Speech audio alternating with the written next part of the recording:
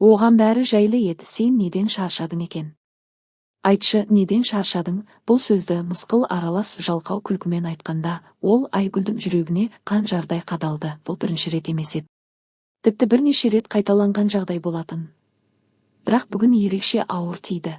Айгүл қолындағы тәрелкемен кішкентай асүйдің ортасында қатып қалды. Асүйден жаңа піскен борщтың иісі мен сәби ұнтағының жұпар иісі аңқып тұрды. Ол есіктен жаңа кірген күйеуі Серікке үнсіз қарап тұрды. Серік үйіне қожайын болып келген адамдай кердең басып кірді. Аяқ киімін толық шешпестен бір етігін дәліздің ортасына тастай салды. Өзі серге көрінеді. Демалып келгені байқалады. Үстінен күзгі дымқылдың иісі мен Айгүл өткен мерейтойда сыйлаған арзан әтірдің иісі сезіліп тұр. Ол киімін де ауыстырмады, күртесін орындыққа тастады да бірден асүйі өтті. Оны тартып тұрған борщтың иісі еді. Айгүлдің өз қолымен дайындаған ыстық асы. Айгүлдің күні Серік сияқты таңғы 11-де басталмайтын.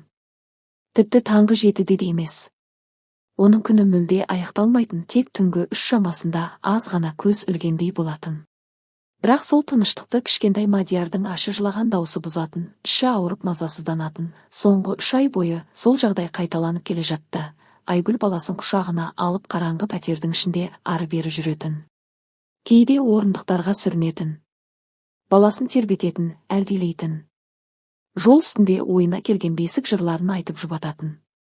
Кішкентай денесін бауырына қысып ұзақ жүретін. Тек таң ата бастағанда ғана сәби әрең ұйықтап қалатын.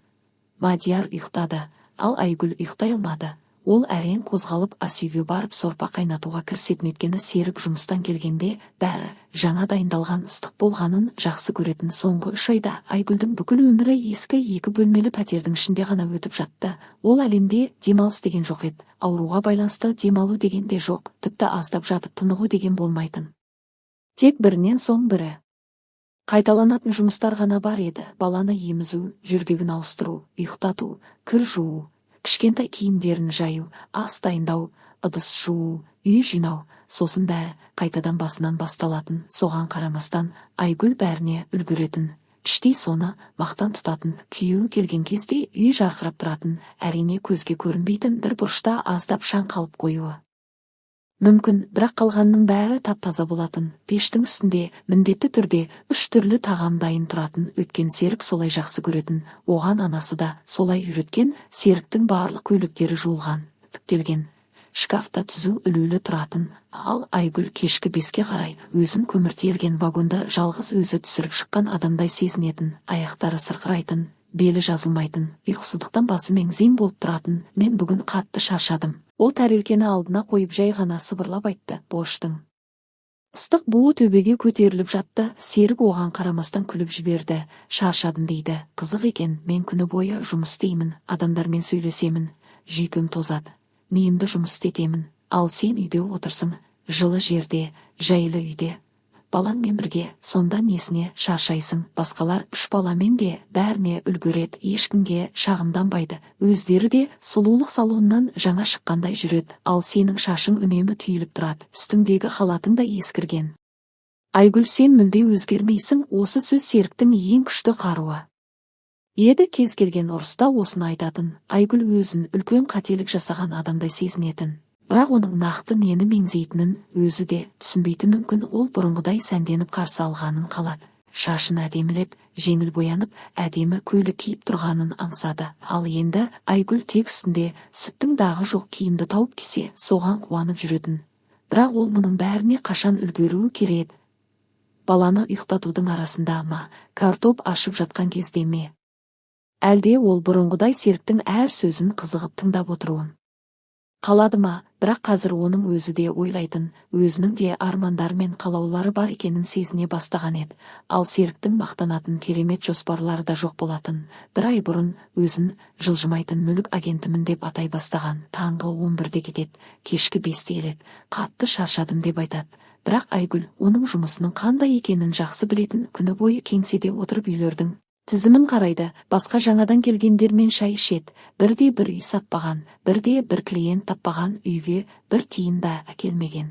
1 айдың ішінде ол үйге азық-түлік бар болғаны 1 рет қана сатып әкелді. Айгүл ол күнді әлі ұмытқан жоқ. Серік үйге үлкен ерлік жасаған адамдай болып кірді.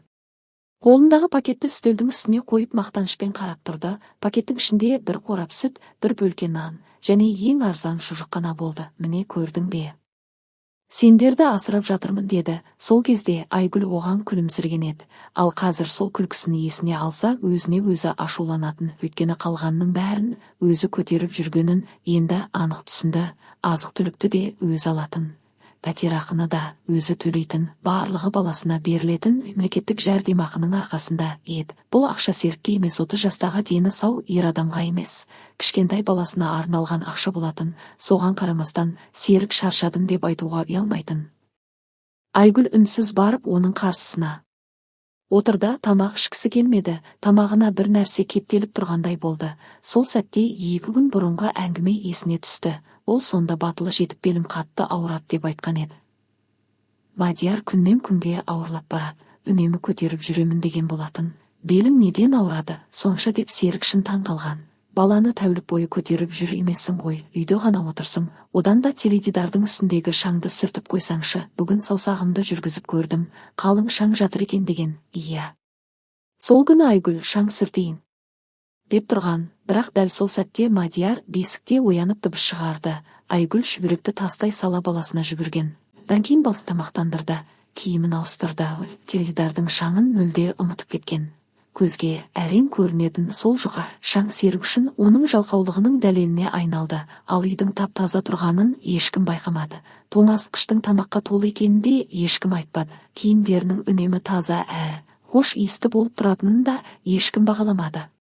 Бұл бәрібір оның міндеті деп есептелді. Ешкім рахмет айтпайтын. Айгүл Серіктің борышты тәбетпен ішіп отырғанына қарап отырды. Оның тамақты сылпылдатып шетіні бұрын Айгүлге ұнайтын, дәмді болғаны ғой деп қуанатын, іштей еңбегім ақталды деп ойлайтын. Ал қазір сол дыбыс оның жанын тырнап жатқандай сезілді. бір түрлі ашу мен реніш жүрегін қысып бара жатты. Екеуінің бірге тұрғанына 5 жыл болды. Қай кезде бәрі бұлай өзгеріп кетті. Шынымен де көптен күткен ұлдарының дүниеге келуі олардың бақытының аяқталуының басы болды. Айгүл алғаш танысқан күндерін есіне алды. Ортақ достарының туған күнде кездескен еді. Шу көп болатын. Бәрі күліп көңіл көтеріп жүрген. Сол жерде Серік ең көңілді жігіт болып көрінген. Үнемі әзіл айтып жұрттың бәрін күлдіретін. Ол Айгүлге өте әдемі көңіл бөлді. Еш себепсіз гүл сыйлайтын, киноға шақыратын, қала көшелерінде түнгі дейін бірге серуендейтін, сен менің арманымдағы қысың дейтін, түсінетін. Мейірімді, қамқор, үйге жайлы жансың дейтін. Айгүл сол сөздерге сенді, сол бейнеге сай болуға тырысты. Серік футбол көргісі келсе құрбыларымен кездесуден бас тартатын. Оның анасының рецептімен палау дайындауды үйренді. Өзі қоятын мүлде ұнатпайтын болса да соған көнді. Ол күйеуінің көлеңкесіндей болды. Әр сөзін қолдайтын, өзіне ыңғайлы жар болуға тырысты. Сол кезде мұны махаббат деп ойлайтын. Кейін Мадияр дүниеге келді. Сол күннен бастап бәрі өзгерді. Айгүлдің өмірінің орталығы енді Серік емес еді. Ең қымбат адамы кішкентай ұлы болды. Бар махаббаты мен уақыты соған арналды. Енді бұрынғыдай мінсіз әйелдің рөлін ойнауға оның күші де уақыты да жетпейтін. Ол жай ғана ана болды. Шаршаған ана, кейде ашуланатын ана, кейде жылайтын ана. Бірақ баласы өзіне күлімдеген сайын дүниедегі ең бақытты жанға айналатын ана болды.